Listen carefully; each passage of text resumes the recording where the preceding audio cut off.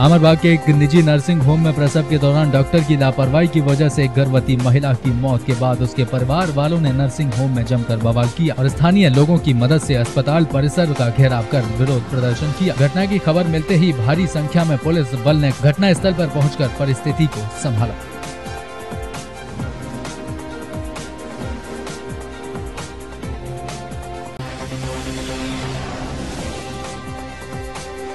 बिहार के कटिहार में इन दिनों शिक्षा के घोटाले का मामला प्रकाश में आ रहा है। बिहार में फिर शिक्षकों के शिक्षा को शर्मसार करने के कारनामे सामने आ गए। इन दिनों बिहार सरकार द्वारा नव नियुक्ति शिक्षकों की डिप्लोमा एलिमेंट्री एग्जामिनेशन की परीक्षाएं चल रही हैं, जिसमें पास करने के बाद इन शिक्षकों को वरीय शिक्षकों के तरह की मान्यता मिल जाएगी। लेकिन इस परीक्षा में शामिल शिक्षक कदाचार मुक्त माहौल की बजाय कदाचार युक्त माहौल में एग्जाम कंट्रोलर के सामने खुलकर नकल करते नजर आ रहे हैं।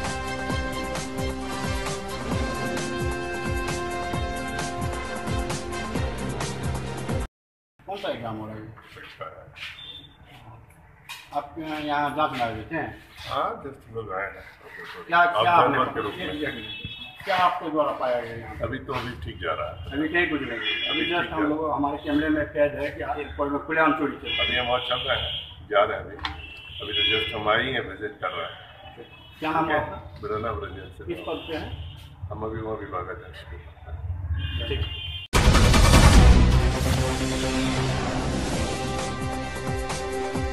पंजाब में डायरी फार्म के धंधे से जुड़े किसानों को हॉलैंड की तर्ज पर जानकारी देने के मंतव्य से मोगा में 2 दिवसीय सेमिनार का आयोजन किया गया। इस सेमिनार में हॉलैंड से 5 कंपनियां जो हॉलैंड में डायरी के धंधे में बड़े स्तर पर काम कर रही है, पंजाब के किसानों को पशुओं से ज्यादा दूध देने और उन्हें अच्छी खुराक के बारे में जानकारी देने के लिए मोगा में 2 दिवसीय सेमिनार में उपस्थित हुई। सेमिनार के पहले दिन पंजाब के अलग अलग जिलों से 400 से ज्यादा किसान पहुँचे और जानकारी हासिल की। वहीं D huge animal nutrition company के अधिकारी जैन कॉर्टेनबंच ने कहा कि वह जल्द ही पंजाब में पशुओं की खुराक के लिए प्लांट बनाने की योजना बना रहे हैं।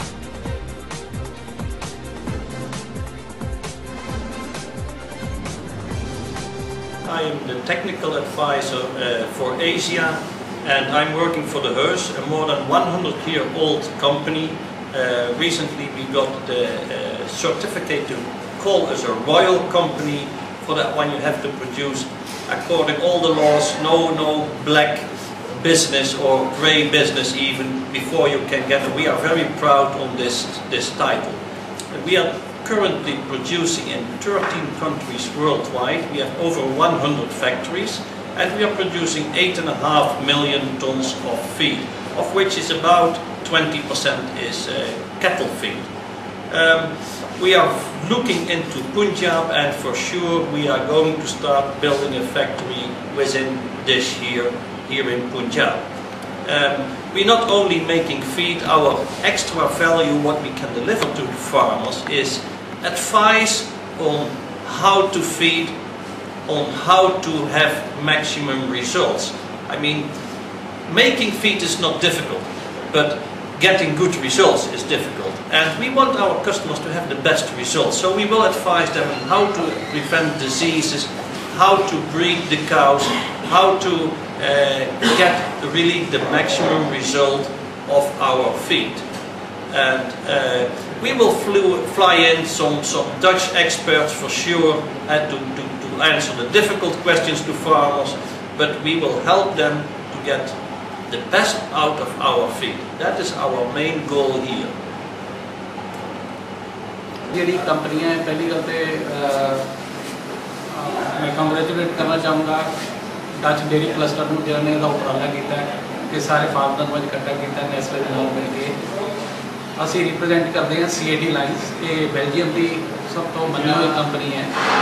ये T-टिप सोल्यूशन बनाती है जिसके करके फार्मर अपनी मेस्टाइटिस मैनेज कर सकते हैं फार्म के। जिन्ने भी दुधारू पशु है डेयरी इंडस्ट्री मेस्टाइटिस सब तो बड़ी डिजीज़ है, चाहे तो हिंदुस्तान की गल करो, अमरीका चले जाओ, यूरोप चले जाओ। और अज की तरीक के जिन्हें बाहरली कंट्री है वो ट्रेंड की है कि लोग एंटीबायोटिक जी दूजी दवाइयां तो परहेज कर रहे हैं। यदि जागरूकता बढ़ाने साढ़े किसान प्रफुल्लत हो मेस्टाइटिस मैनेज कर सकते अपने फार्म से, दुध का ज़्यादा फायदा लै सकते अपने पशुओं तो। साड़ी कंपनी ये बहुत ज़्यादा एक्सटेंशन एक्टिविटी फार्मर्स को मिल के उन्होंने डेमोनस्ट्रेशन दे रही है कि सोमैटिक सैल काउंट तो कितने घट किए जा सकते हैं, वो असी सारा प्रचार कर लिए इतने है सी और असी इतने प्रेजेंटेशन भी दी है। इस वेले इस कंपनी का जोड़ा इंपोर्टेशन ऑफिसर साडा मार्केटिंग ऑफिस हैदराबाद है, सारे असी प्रोडक्ट अजे इंपोर्ट कर रहे हैं बेल्जियम तो, और ये सारे प्रोडक्ट जोड़े सारे अवेलेबल है अक्रॉस द कंट्री 16-17 जगह। और इस वेले असी पंजाब के जितने भी डेयरी फार्म है सारे असी कवर कर रहे हैं, साड़ी फील्ड को उन्होंने जाती है, उन्होंने मिलती है। असी फ्री सर्विस दे रहे हैं, फार्म टू फार्म जाके उत्ते सोमैटिक सेल काउंट फार्म का चेक करते हैं ताकि उन्हें जागरूकता पैदा की जाए कि मैस्टाइटिस को मैनेज किमें किया जाता है फार्म से, ताकि वो जोड़ा है इस चीज़ को ट्रीटमेंट से जाने की लड़ ही नहीं, जिन्होंने कहते हैं prevention is better than cure. तो किस तरह का तो इतने किसानों का रिस्पॉन्स मिला है? बहुत अच्छा जी, असी बहुत खुश हैं कि बहुत अच्छा किसानों ने इंटरेस्ट शो किया और बड़े अच्छे क्वेश्चन भी पूछे हैं। और मैं चाहना कि यह इंटरैक्शन जोड़े वो फ्रिक्वेंसी ज़्यादा बढ़े, ज़्यादा एक्सचेंज हो इंटरैक्शन से ये सारे फायदा हो। जिस तरह की फीड बनाने वाली हॉलैंड तो कंपनी भी है वो पंजाब से अपना प्रोजेक्ट लगा जा रही है। हाँ जी, की थोड़ी कंपनी भी कोई इस तरह प्रोजेक्ट थे पंजाब से लगाना? इट्स टू अर्ली, हजे तो कह नहीं सकते क्योंकि हजे तो साडा जो फोकस है मेन यही है कि अवेयरनेस क्रिएट करनी। मे बी आने वाले टाइम से कुछ नहीं कर सकते, फ्यूचर विल टेल अस। जो बिजनेस ग्रो कर रहा है, जिस तरह गवर्नमेंट की पॉलिसी है, FDI को जिस तरह कल ही प्रधानमंत्री ने दसा कि FDI में फॉरेन इन्वेस्टमेंट के चांसेस है, तो we can think of putting up a local unit.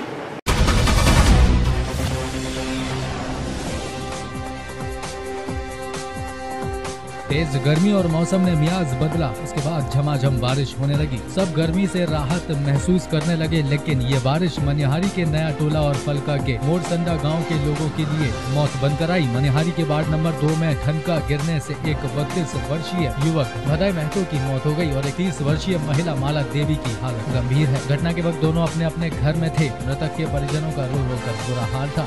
वहीं अनुमंडल अस्पताल के डॉक्टर का कहना है कि 2 लोगों को अस्पताल लाया गया था, जिसमें एक की रास्ते में मौत हो गई। वहीं अंचल पदाधिकारी ने कहा कि मृतक के परिजनों को 4 लाख मुआवजा के तौर पर दिया जाएगा।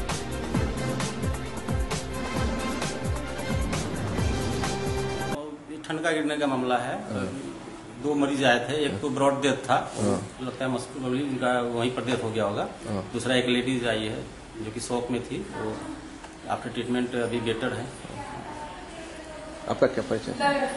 डॉक्टर शंभू चौधरी, अनुमंडल साहब। अभी जो एक घंटा पहले वज्रपात हुई थी, वज्रपात में जो है एक आदमी की मृत्यु हो गई है, एक आदमी घायल है।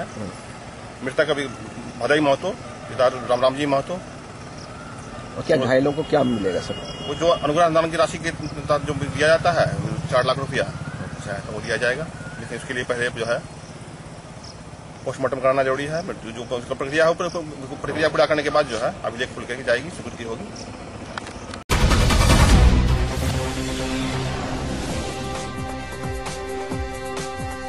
सोनीपत लोकसभा क्षेत्र के सांसद रमेश कौशिक ने गोहाना के नव चयनित नगर परिषद की चेयरपर्सन को बधाई देते हुए कहा कि बीजेपी की ये एक बड़ी जीत है। सांसद ने कहा कि जिले से लेकर शहर की परिषद तक अब भाजपा के विचारधारा वाले जनसेवक मौजूद हैं। ऐसे में गोहाना शहर में विकास की बुआ नहीं रुकने दी जाएगी।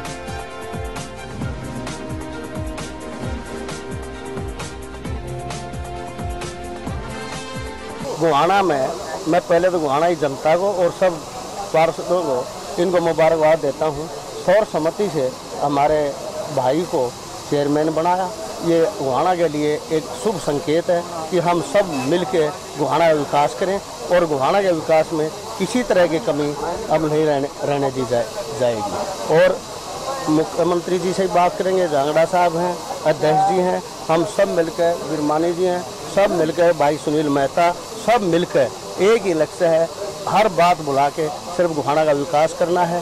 गोहाना में एक ही पार्टी है, एक ही बात है, आगे गोहाना का विकास कैसे हो उस पर हम लगे हुए हैं। और आने वाले 1 साल के अंदर अंदर गोहाना की कोई भी गली हम कच्ची नहीं रहने देंगे। उसके लिए मुख्यमंत्री जी से जितना सरकार से जो भी फंड की जरूरत पड़ी वो हम सारा मुहैया कराएंगे। और सरकार बनने के बाद भी हमने पूर्ण गति से काम किया है, चाहे ये सोनीपत गोहाना जींद नेशनल हाईवे की बात हो, चाहे रेलवे लाइन की बात हो। रेलवे लाइन का प्रोग्राम 26 का प्रोग्राम अभी पूरी तरह से अभी फाइनल नहीं हुआ है, फाइनल होते मैं आपको बता दूँगा। मैं कल माननीय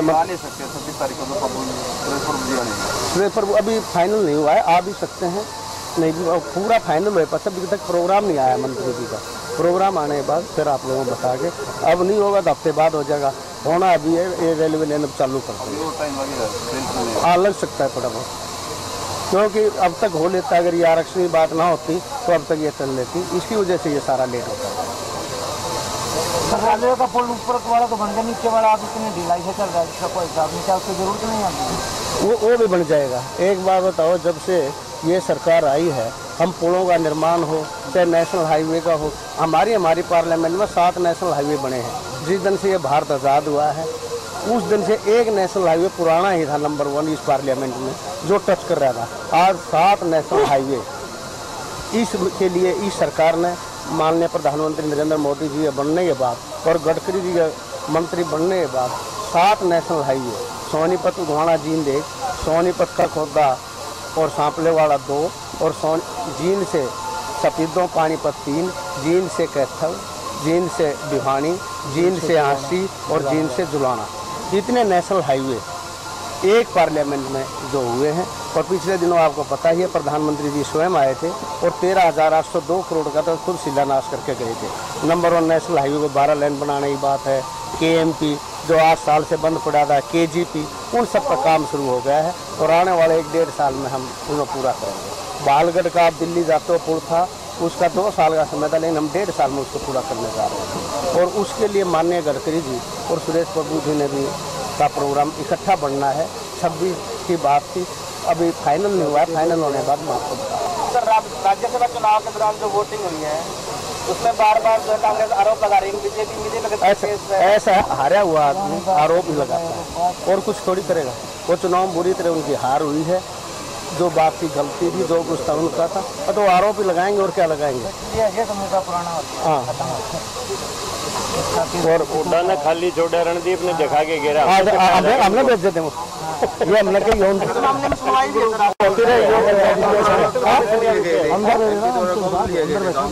उनका विकास देखने में नहीं है। कौन सा फोटो लेना है हमसे ऊपर इतना बता कौन सा लिया था, कम से कम 10-15 करोड़ रुपये लगा दिए हैं। कि लंबे समय से गोहाना के लोगों को प्रतीक्षा थी कि सोनीपत से वाया गोहाना रेल लाइन शुरू हो, और लंबी प्रतीक्षा के बाद हमारी सरकार के दौरान ये 26 तारीख को माननीय मुख्यमंत्री जी और माननीय सुरेश प्रभु जी रेलवे मंत्री इसका शुभारंभ करने जा रहे हैं। निश्चित तौर पर इससे जो कम्यूटर्स हैं, रोज़ाना आने जाने वाले, उनको भी बहुत बड़ी सुविधा मिलेगी, व्यापार में भी इजाफा होगा, और भविष्य में जो सरकार की योजना है कि मल्टीनेशनल कंपनी यहाँ पर आके निवेश करे हरियाणा में, और उसके लिए सोनीपत ज़िला सबसे ज़्यादा पोटेंशियल एक ज़िला माना जाता है गुड़गांव के बाद, तो उसमें निवेश में भी इसमें काफ़ी बड़ा सहारा मिलेगा। और जो एक लोग जो रोज़ाना आने जाने वाले हैं, रिश्तेदारियां हैं, वो एक सस्ते भाड़े के ऊपर रेलवे के माध्यम से आ जा सकेंगे, तो व्यापार में भी वृद्धि होगी और इसमें विदेशी निवेश भी होगा और लोगों को भी सुविधा भी होगी। ये चिर प्रतिष्ठित मांग जो है लोगों की पूरी होने जा रही है। इसके लिए हम केंद्रीय सरकार का और प्रदेश सरकार का, जो इनके अथक प्रयासों से जल्दी और थोड़े समय में ये लाइन चालू हो सकी हमारे कार्यकाल में, तो इसके लिए सबका धन्यवाद करते हैं।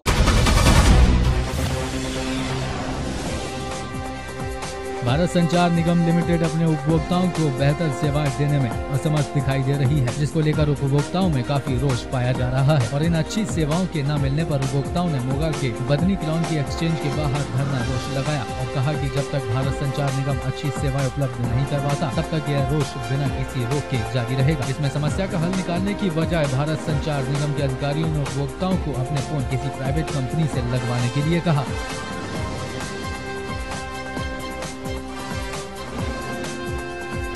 ਜਿਹੜਾ ਵਾਈਮੈਕਸ ਦਾ ਮੁੰਡਾ ਆਇਆ ਸੁਖਜਿੰਦਰ ਵਾਲਾ, ਜਦੋਂ ਵੀ ਇਹਨੇ ਫੋਨ ਕੀਤਾ ਅਸੀਂ ਅਟੈਂਡ ਕੀਤਾ। ਜੇ ਇਹਦੀ ਜੋ ਵੀ ਕੰਪਲੇਂਟ ਹੁੰਦੀ ਨਾ ਛੋਟੀ ਮੋਟੀ, ਜਿਵੇਂ ਬੰਦ ਹੋ ਜਾਂਦਾ ਸਰਵਰ ਪ੍ਰੋਬਲਮ ਹੁੰਦੀ, ਉਹ ਇੱਥੋਂ ਇਹਦਾ ਕੰਟਰੋਲ ਹੈ ਨਹੀਂ, ਉਹ ਪਿੱਛੋਂ ਹੁੰਦਾ। ਜਦੋਂ ਪਿੱਛੋਂ ਚੱਲ ਪੈਂਦਾ, ਜੇ ਬੰਦ ਹੋ ਬੰਦ ਹੁੰਦਾ। ਇੱਥੋਂ ਸਾਡੇ ਇੱਥੋਂ ਕੋਈ ਉਹਦਾ ਲਿੰਕ ਨਹੀਂ ਗਾ, ਹੈ ਨਾ। ਇਹ ਪਰ ਉਹ ਕਹਿ ਰਿਹਾ, ਮੈਨੂੰ ਅਧਿਕਾਰੀ ਕਹਿ ਰਹੇ ਨੇ ਵੀ ਤੁਸੀਂ ਇਹ ਪਟਾ ਦਿਓ। ਨਹੀਂ, ਅਸੀਂ ਐਸੀ ਵਰਡਿੰਗ ਯੂਜ਼ ਨਹੀਂ ਕੀਤੀ ਨਾ। ਅਸੀਂ ਕਦੇ ਕਿਸੇ ਨੂੰ ਕਹਿੰਦੇ ਨਹੀਂ, ਅਸੀਂ ਤਾਂ ਲੋਨ ਦੇ ਹੱਕ 'ਚ ਆ, ਹੈ ਨਾ, ਸਰਵਿਸ ਦੇਣ ਦੇ ਹੱਕ 'ਚ ਆ। ਅਸੀਂ ਕਿਸੇ ਨੂੰ ਐਂ ਕਿਹਾ ਹੀ ਨਹੀਂ ਗਾ।